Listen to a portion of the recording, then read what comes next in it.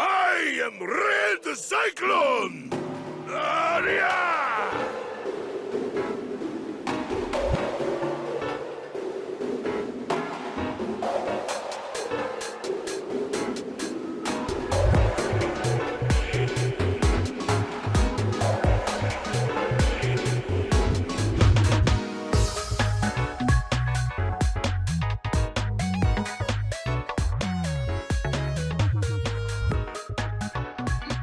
Yes, sir. Yes, sir. Welcome to another episode of the It Gets Better, I Swear podcast. I'm your host, Louis Veins, and I'm here with Brick with the mic. What's going on? What is going on? Chillin', man. What it is. Nothing, man. I finished Persona 5 Royal. I beat the game. I did the DLC. I really loved the game. I really enjoyed it. It was a lot of fun. And I'm gonna play 3 Reloaded. I got it on sale, so I'm gonna play that. But I'm gonna do Dragon Age first. So I'm doing Veilguard right now, and I'm digging it. I'm digging it because it's very. There's a lot of Mass Effect in this game. Okay. Like a lot. Like I think if you tried it, you'll see the Mass Effect in it, like the influence in it. I would say like the characters, they like the animations look good, but the characters don't look that great. They're not like really like defined characters and shit. But the story so far has been pretty good. I mean, wait. So that's wait. Which one is that? Dragon Age Vanguard. So Veilguard. it's not something that was like you were expecting it to be, like story wise. I expected it. Or did you like? Or was it too long ago? No. So I was not like if it played like the older ones, I probably would not have went to play it. But the fact that I did try the little beta they had, and it was very Mass Effect, I was like, oh, okay, I could dig this. And then I've been watching a lot of people's get playthroughs, like the beginning, like they did demos and how they talked about it, and I was like, oh wow, that actually is very Mass Effect, like how you control the other characters and how you can have them do their abilities, and then you still fighting, and you're doing more of the hand-to-hand combat and stuff like that. So it became more of a like it feels like there's a lot of Mass Effect influence to it. No, I'm talking about just the story stuff. You said it's not that good. The story is pretty good. The character model, so I have the same feeling I have right now with a lot of the companions that I did in like the Mass Effect 3. I didn't really care about the companions in Mass Effect 3. Okay. I don't think they were that great. I think 2 had the best companions. Between 1 and 2 had the best companions. 3 didn't have that good, and I feel like they're in the level 3. But I think I just got one that's kind of interesting because she's a dragon lady, and she's like she's pretty much monster hunter. She hunts monsters and shit. So that's what she does, and she's like a dragon breed, whatever, I don't know what they're called, but I just got all the companions. They're all kind of weird in a way, and just have their uniqueness. But there's nothing like really standing out to me yet. I'm still early in the story, so probably if I go deeper in, I'll probably get more involved with the characters. But right now they're just side. But the gameplay I like, the visuals I like, the enemies and stuff like that. I'm getting the hang of it. I've been playing. I got the N7 armor and all that shit, and I'm all good with that. And I like the fact that you can reset and replay around with the abilities. So when you gain your abilities, you don't have to like pay to delete them and redo them. You could just switch everything up if you want, which I like because they give you 3 options of different gameplays for each starting style. So I went with the warrior, so that's the knight in shield, and he has a battle axe. I kind of want to play the rogue now because I saw some of the gameplay of the rogue, and I'm like, damn, I should have went with the rogue. But I'm enjoying what I'm playing so far, so it's been a fun game. But Persona, it's fantastic. I actually really liked it, and I'm actually looking forward to playing 3 Reloaded. I didn't think I would get this far into Persona, and then I just got hooked, and 126 hours later, I finally fully finished everything. Okay. It was We'll good. see. It was good. And then Lisa had you go into the next, well, not the next, but recently released game, because you're not gonna jump into what's the name of the newest one? Metaphor. Yeah, not that one yet. I'm So hearing you good jump things. into 3. Yeah, so I'm hearing mixed things. Like, I'm hearing great things, and I'm hearing mixed things from people that are a fan of Persona. So, like, Lil Steven, he's the one I usually talk to about a lot of these JRPGs, because that's all he plays. And he's saying, like, yeah, it's pretty much Persona, just with knights and shit. So he's saying, like, there's a chance that you may get burned out if you play this right now. He said, wait for this game. Because he said, like, you just went to Persona 5. He said, do Reloaded 3 first, because he said that's one of the better storylines. And then do Metaphor down the road. He said don't do it right away, because he pretty much said it's the exact same game, just different coat. So. Okay. Which they usually do. But, I'm hearing good things about that one, though. You been playing anything? No, not new. There's not really an explanation for the one thing that was recent that I was gonna try for it not being out was the DLC for River City Girls 2. Okay. So it came out last week, and then that was for Switch. It was supposed to be for everything. And even till now, there's no real clear message on what exactly went wrong. So that was supposed to be last week. Damn. So it's not out as of right now. Like, that's the main new thing I would have tried out. Yeah. But that's just the small DLC. Everything else, I'm not really. There's a lot of new stuff that I don't feel like playing. I don't want to play Dragon Age. I have no interest in that. Yeah. Metaphor, maybe after I finished Shin Megami 5. Yeah.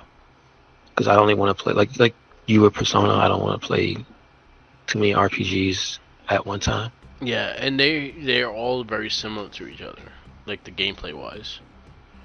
Yeah, I mean, I figured they're not going to be as hard as Shin Megami, because that's strictly the harder type of the games. Yeah. But, like, I don't want to play just an RPG. Yeah. Another RPG on top of an RPG. Yeah. That's how you get burnt out. So, like, nah, I'm good. So no, I agree. But also that did come out this year, so technically it counts. Yeah. So mostly just DLC stuff for existing games that I have. That's it. Nice. So, the man I hate the most, Kevin. I don't hate him though, but it is what it is. Jeff Keighley came out with all the nominations for Game Awards. We could run through them real fast and discuss what you think. Well, I mean, he made a good decision when he put DLC on the list, because that's all that's going to be on my top 5. I was surprised that made Game of the Year though. That's the only category it went on was Game of the... No, it went on 2 categories. Well, no, I think the reason they had to allow it was because it would always get disqualified, because you would say that, no, the game came out 2 years ago. Yeah.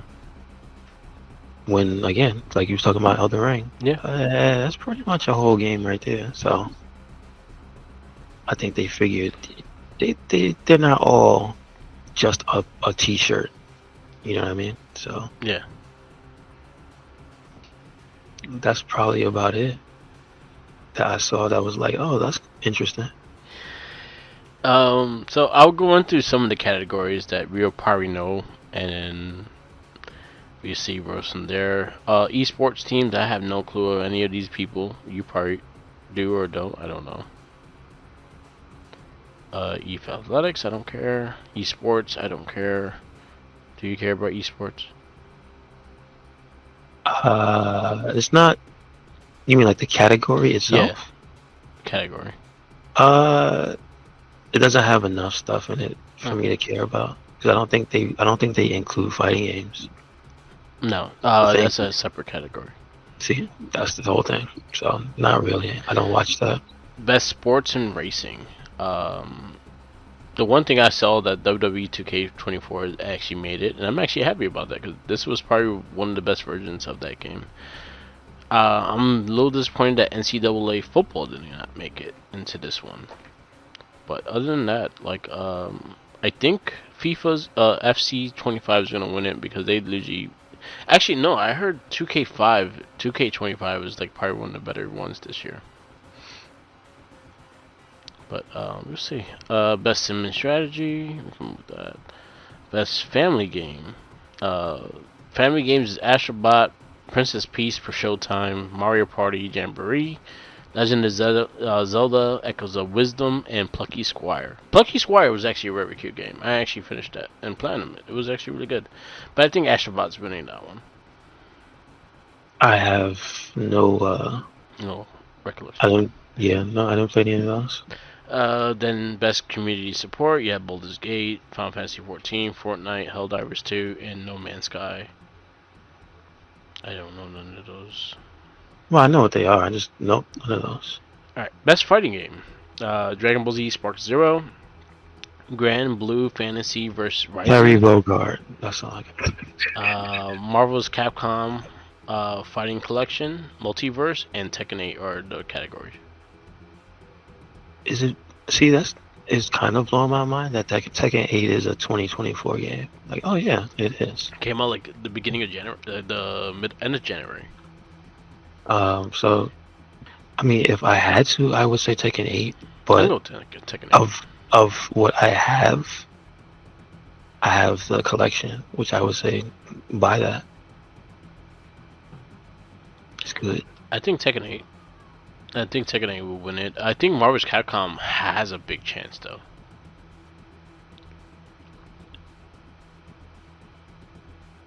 I think it does. The physical copy comes out this week. Oh yeah, okay. Best action game: Black Myth Wukong, Call of Duty, Black Ops 6, Helldivers 2, Warhammer 40K, and Stellar Blade. I have played 0 of those. I guess I'll go Black Myth Wukong because that's the one I fully played. Helldivers was fun though. But I'll go with that one more in the multiplayer category. I would, of those, I would, because I know what Wukong turned out to be, and it's not really what I was looking for, I probably wouldn't play it. But of those, I would probably try out the Warhammer game because it looks like Gears in a good way. Yeah, I heard good things about it. I haven't played it. Best action adventure: Astrobot, Prince of Persia, The Lost Crown, Silent Hill 2, Star Wars Outlaws. Fuck that game. And then Legend of Zelda: Echoes of Wisdom. I have not played these. I'm going Astrobot. But I will say Prince of Persia: Lost Crown is a fantastic game, and I heard many great things about Silent Hill 2.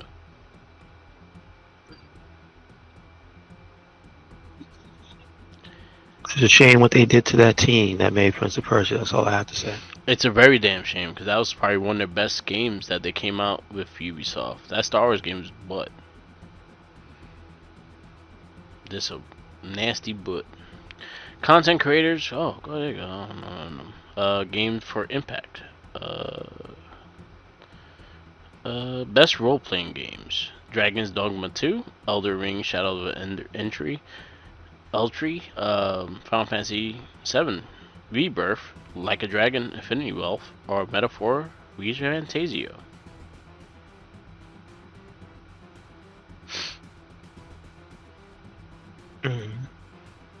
I'm biased, so you know my pick.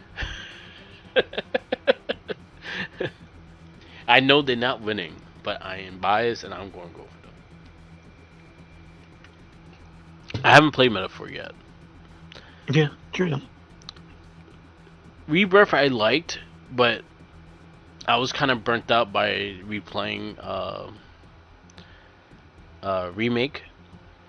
So I was getting into the game, but I heard again. I played it. I really enjoyed it, but I did not dive into it like I dived into Like a Dragon Infinity Wealth. Like a Dragon Infinity Wealth, I dove in hard with that game. I think that game is probably the most hours I had in this year. And Persona 5 Royal is very close to that one because I think I got 140 something hours on Like a Dragon Infinity Wealth.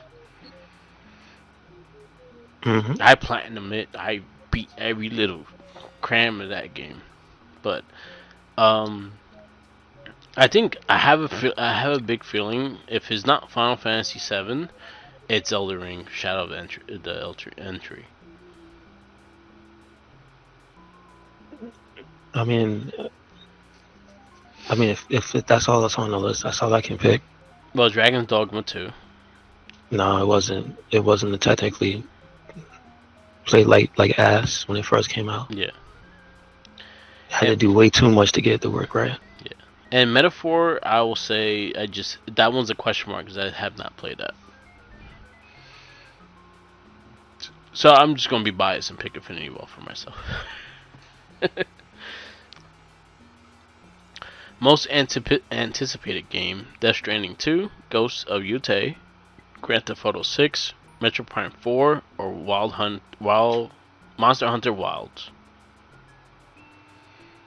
Most anticipated, I would have to put Wilds. That's personal. That's your personal look forward. The one that will win definitely is Grand Theft Auto 6. The one I'm most looking forward to is Ghosts of Yotei.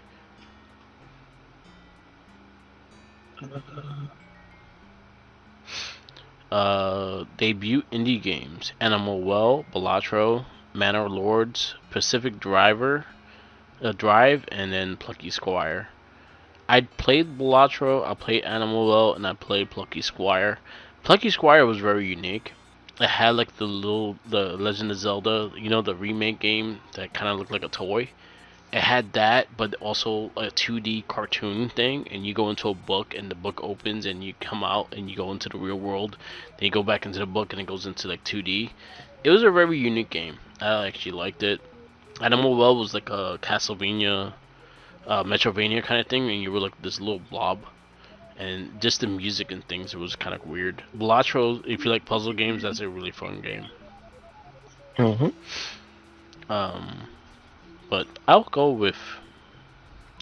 I think Balatro is gonna win that one. Best independent game. Oh, what's up? No, couldn't tell you. Go ahead. Independent. I'll go best multiplayer game: Call of Duty Black Ops 6, Helldivers 2, Warhammer 40K, Mario Party, Jamboree, and Tekken 8.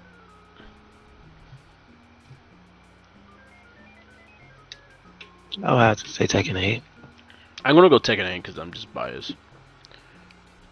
Helldivers, I'll give credit to because I do enjoy that game. Best adaptation.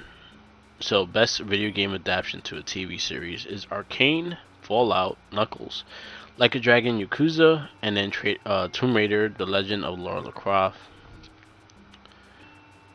So I will say Like a Dragon, the second half is better than the first half. I think you got more of the game feel from the second half. I think they did a good job in casting. I feel like you could have messed around with the humor a little bit more, and I think you would have got more people into it. But other than that, I thought it was an okay show. It's like a Japanese crime series, and I think that's where you had to look at it as, and not just think about the game. Knuckles was booty. Fallout was really good. Arcane, I just started. I'm on the first season, and it's actually really good. Tomb Raider, had no interest in it, but the chick that played Agent Carter, she's the voice of Lara Croft.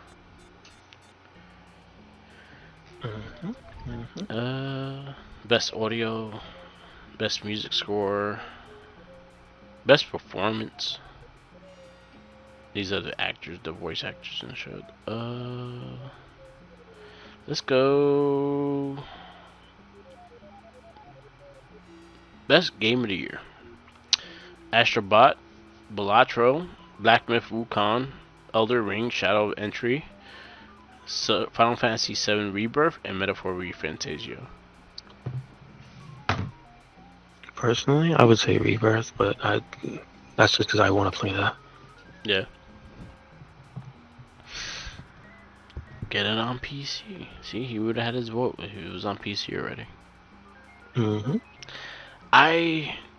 Out of all these games, if it's not Elden Ring, just because I know of what people talked about and stuff, I think Astrobot's winning this.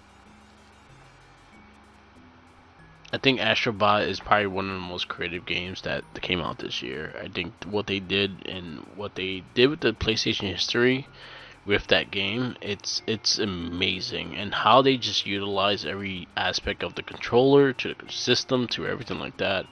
It's just mind-blowing. This small company, I think it's like 16 people in the company that made this game and made all this like that. I will give it Astrobot, but I could see Elden Ring winning it. I could see Final Fantasy also winning it, and I could see Metaphor winning it too, because again, a lot of the things that happened afterwards when that came out.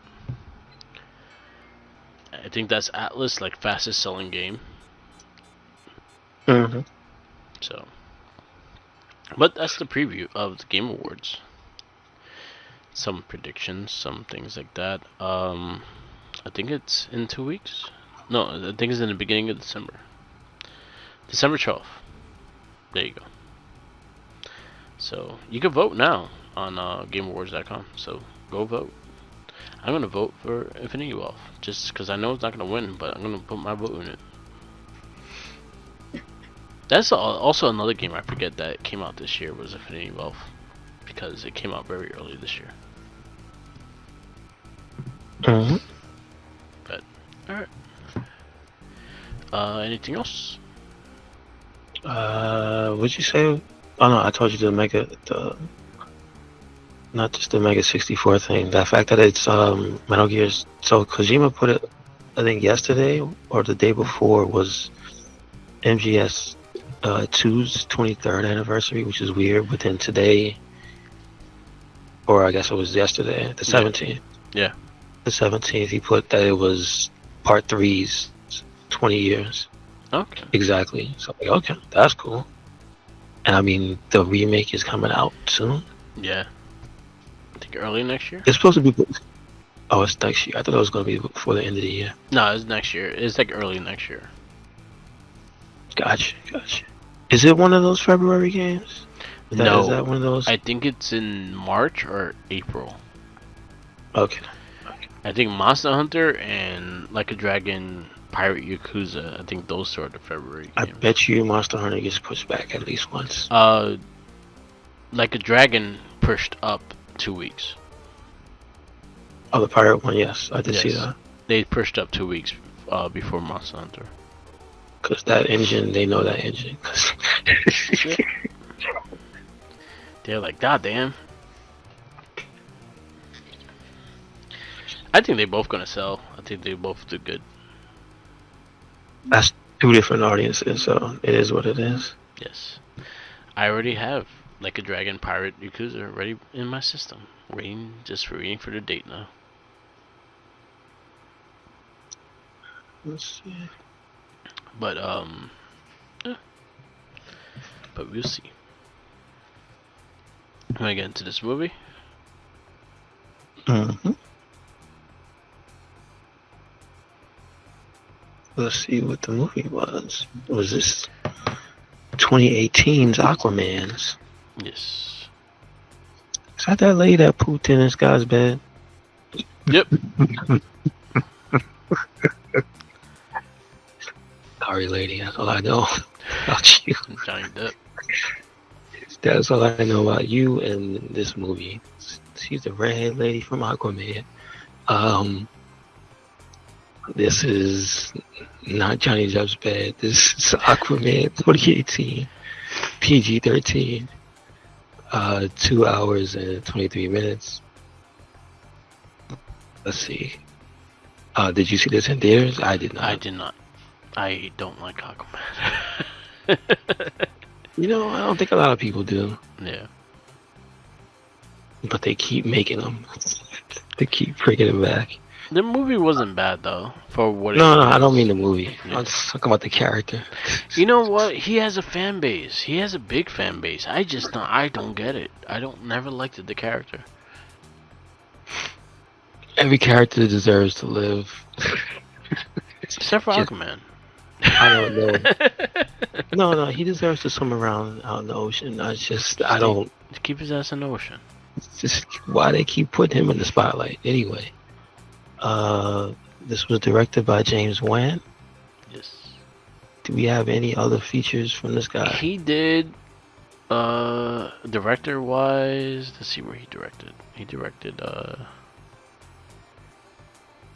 I'll take the writer stuff and I'll just put the director. I mean, Saw. He directed the first Saw. Yeah, that's crazy. Yeah, first Saw.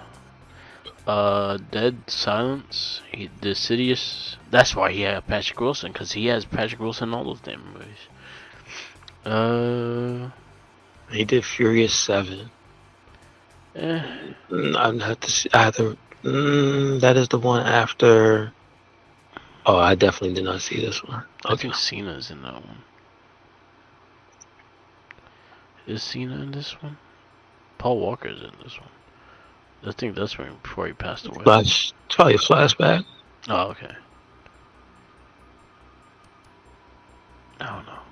I think that's the one with the song where they did the whole montage of him. Oh, okay. I think I didn't see that one. Yeah, but yeah, he did. Okay. He did the Insidious movies and Conjuring as well. All right, so he got some stuff. Say, hey man, he did the first Saw, so he's goated in my book. Yeah. It started a trend that got abused and. Have you seen any of the last Saw movies? So last year, or was it last year? Yeah, last year me and Jackie went through all the Saw movies. We went through every single one, even the bullshit Chris Rock ones called Spiral. Excuse me? That shit was trash. Oh, it wasn't. Oh, it wasn't a parody? Doo doo. No, it was part of the Jigsaw shit. It was doo doo. Like big doo doo.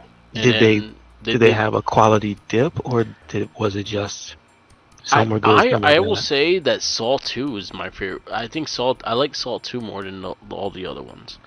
I think Saw 1 is right after that, and I think it goes back and forth. One thing I give credit is that it keeps the story throughout the whole thing. But Jigsaw, Spiral, they both were trash. Okay. Spiral was really trash, and Chris Rock's overacting was really annoying in that movie. He tried to be serious all the time, and it just didn't work for him. I was like, oh. Movie wasn't good. But me and Jackie went through them last year. We went through all the Saws. Very interesting. All right. 2 was actually really good. I like 2 a lot. Yeah, 2's good. 2's good. 1, 2, and I think 4 was pretty solid too.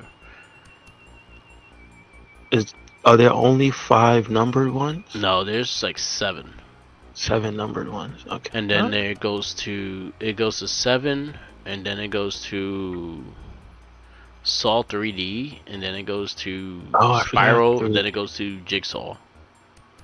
Okay, I forgot 3D is a movie. Yeah. Gotcha. Alright, well, not Saw, but Aquaman is written by, says David Leslie, Jason McGoldrick, and Will Beall. Story by Jeff Johns, James Wan, and Will Beall. Yes. And created by Paul Norris and Mort Weisinger. So we have you two to blame. Yep. Nice. Starring. Yeah, that was like a 1940 something. So we about to blame those two guys. Yep. Jason Momoa stars as Arthur, not Aquaman. It just calls him Arthur. Amber Heard as Mera, Willem Dafoe as Volko, Patrick Wilson as King Orm. That's the one I said it should have played Aquaman. I don't. No, Momoa was alright, but I guess maybe Momoa was alright. But I would have took him. I would have put Patrick Wilson as Aquaman and put him as Lobo, and we would have had a Lobo movie. Well, I mean, you can still use him because isn't he not Aquaman anymore? Yeah, that's true. Could have been faster. You know, that probably should have been the movie that they made. That should have been a surprise movie. Just should have came out before all this other convoluted stuff. You messed up. Yep, they messed up. We got Nicole Kidman as Atlanta. We have Dolph Lundgren as King Nearest. Yahya Abdul-Mateen as Manta. Tamura Morrison as Tom Curry. Ludi Lin, Captain Burke. I like his name, Captain Burke. Something bad's about to go down. Michael Beach as Jesse, Manta's father. Randall Park as Dr. Stephen Shin. Graham McTavish as King Atlan. Leigh Whannell as cargo pilot. Does anybody? Oh yes, there's Batman. Yes. There is Ben Affleck. Ben Affleck as Batman. Is he credited? I think he's not credited because it was supposed to be like a surprise. It was supposed to be like the after crediting thing. Okay. Alright. And Luke Owen, biker.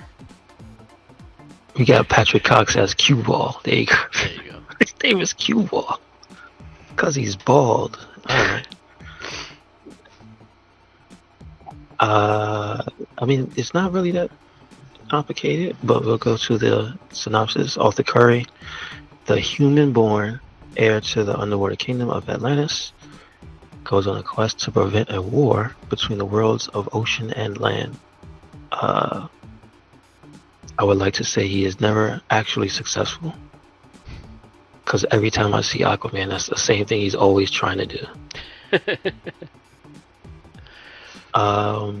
So here, you don't really have like all the other people with the Batman cameo. This is more to establish Aquaman as his own character. Yeah. You don't really have an origin story. No, my big thing with this, and it's something I'll be trying with this, is the fact that this should have came out before he appeared in Batman vs Superman. Yeah, that's true. That was my own thing. That's all. Yeah. But again, I guess if they try to pose it as it's more like I don't want to say it's more like a Disney movie, but you know how they do with the children. Like, yeah. It's this wild adventure and stuff. None of the boring stuff of him going to school and learning. It's him fighting on the beach with Willem Dafoe and all that. So like, there's that sort of origin story, but not really unless that submarine thing was the moment. Like, are they trying to say that was the moment he said to himself, I am Aquaman? Yeah. I guess. I don't know. Because he already had when he was in his element, when you see him back in his element, it's not like there was a ceremony to give him his trident and gold armor. Mm-hmm. It was just like a little flashback. So again, it's you do get to know the character, but like this doesn't feel like they took the time. Like it doesn't feel like a Spider-Man movie, basically. You know what I mean? Like you're gonna learn from the get-go every little individual piece that makes him who he is. Yeah. I guess it's not a bad thing. Because you don't really want to sit there for origin for all these characters, I guess. Yeah. Long ass origin movie. Because I mean, if you see any of the Zack Snyder stuff, boy, can it get long winded. Yeah. So I don't think every movie needed to be long winded in the series. Because, okay, so this is the third one? Or is this the second one? Because we had Superman first. Well, right? Superman came out first, and then we had Superman versus Batman. Oh God! Then we had Wonder Woman. Yeah, Wonder Woman. So he's number 3. And then no, we had Justice League before this. So he didn't even. Yeah. Okay. Yeah. So they kind of did mess everything up, didn't they? Yeah, because we had Justice League for last year's the 2017. And we watched that long ass Snyder cut. Yeah, you remind me of that. Yeah, so, I mean, that's an interesting thing if you watch them in sequential order. It kind of throws everything off. Yeah. I feel like they So did that to themselves. They shot themselves in the foot because you should have introduced your characters first and then bring them all to the Justice League. And you could have did something very Marvel-ish, but you could have did your own thing with that. But I think everything was convoluted. So we got to a point that when this came out, I think this was probably one of the better movies of the MCU, the DCU, EU, whatever the fuck they wanted to call it. But it was also kind of like you got 3 bad movies before this and 1 decent movie with Wonder Woman. I mean, did Superman count or Superman not Well, count? two bad movies. Because Superman No, did no, I'm count. just trying to, because if you count 3 movies and Superman didn't count, then it's one thing. If he counted, then maybe you got, I don't know. Because Wonder Woman wasn't bad. So I will say Wonder Woman wasn't bad, but Batman and Superman, and then Justice League. And then we watched the Snyder Cut, which is supposed to be the better version, but the original Justice League sucked. I'll just put it this way. It just, man, it felt like there was so much hope and like feelings from the fans on that movie. Yeah. And it's just like, it was never going to deliver to what people wanted it to do. Yep. Not with the people they had involved. And it's just that long-winded, dramatic version. It was like they wanted to be Watchmen. Yeah. More than they wanted to be like their own thing. That's kind of why I didn't like it. Like, how do you make Justice League feel like a bootleg Watchmen?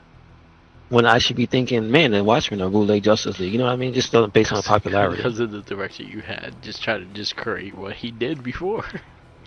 It's funny. It's funny. But beyond that, I thought this movie wasn't bad. It had what it needed to be. It was kind of an adventure movie. It had its action. It had its comedy. I didn't think Jason Momoa was bad as an Aquaman character, but I thought, like I keep saying, Patrick Wilson would have been a better Aquaman, just because he looks more like Aquaman than Jason Momoa, and we could have had him as Lobo. That was my only complaint about this shit, because we could have just had the Lobo movie. Y'all shit the fan a long time ago. Y'all could have just made a really retarded ass Lobo movie, and that probably would have saved DCU. I mean, it could have, it could not. They could have Deadpool. Yeah, I think, but you gotta remember who's involved with it. It's just, and everything with DC. So from up to Wonder Woman, right? If you say not this movie, don't count it, because we take him out and we put him in Lobo. Do you think it was a strong possibility that the Lobo movie would have came out good? No, depending on the director and what the direction they were gonna go in. If they would have made him like the DC 52 Lobo, then y'all could keep that. Okay. Well, they made him like a vampire kind of shit. Like he was like all like fucking Twilight looking. That's not good. Yeah. So yeah, if he's not chomping cigars and riding a giant motorcycle and being a degenerate, I don't know. I'm just saying, look at the Justice League Unlimited, look at the Superman cartoon. You see that Lobo? Put that on screen. Mm-hmm. That's all we need. That's all we need. Perfect Superman villain too. Yeah. Doesn't have to kill him. But perfect person to fight Superman. Just saying. Yeah. They never know who to have him fight. Let him fight Lobo. Yeah. So, but I'd say it was solid, and that's about all I can really say for it. So I think it's better when you take it out of the universe. Okay. So I'll give it. I want to say 3.75 is the highest I'll go. Okay. So your 3.75s consist of Hellboy 2, Spider-Man, Men in Black, Hancock, Ghost Rider Spirit of Vengeance, Kingsman, X-Men Days of Future Past, Wanted, Avengers Age of Ultron, Wonder Woman, Two Guns, Defendor, Snowpiercer, Unbreakable, Split, Turtles Out of the Shadow, and Spider-Man 2. Put it at the end. Okay. Aquaman. 3.75. I gave it a 3.5 because I couldn't put it over movies that I liked more than it, but I gave it 3.5. So next movie is gonna be top 5 rocker. It is Spider-Man Into the Spider-Verse. Oh, okay. Is this the first animated thing on here? This is the second, because we did Lego Batman. Okay, there you go. But I have a big feeling this is not gonna go lower than a 4.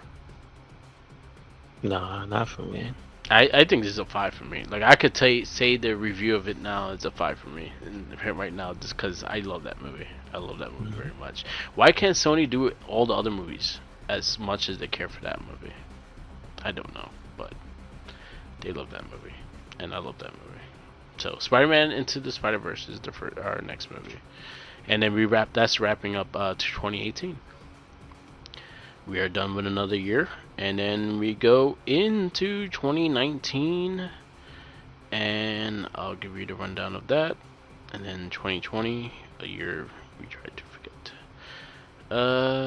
2019, we have Glass, Captain Marvel, Hellboy, Shazam, Avengers Endgame, Brightburn, Spider-Man Far From Home, Joker. 2020 has Birds of Prey, New Mutants, X-Men Dark Phoenix, Wonder Woman 84, Black Widow. And then our preview of 2021, we have Shang-Chi, Venom, Let There Be Carnage, The Suicide Squad, Eternals, Thunder Force, and Spider-Man No Way Home. Okay, alright. Alright. And we'll wrap this up. Yes, sir, yes, sir. Thank you for listening to another episode of the It Gets Better, I Swear podcast. Make sure you check us out anywhere and everywhere. RedCycloneInc. That is Twitter, Tumblr, Instagram, YouTube, SoundCloud, and Spotify. Yep. Who you at, Mark? Follow me on Instagram, Tumblr, Twitter, YouTube, SoundCloud, Twitch, and TikTok. Or Mark the Mic. Also follow our other casts. We have a Morphin cast, The Oddest Shell Shock, which we're going to be recording tomorrow. Not a Trekkie, Gamer Rage, and we do have our weekly The Wrestling Babble, so definitely check those out as well. On SoundCloud we have playlists, so definitely check out those playlists if you want to go into anything particular, and go ahead and listen. Peace out, laters, and always remember,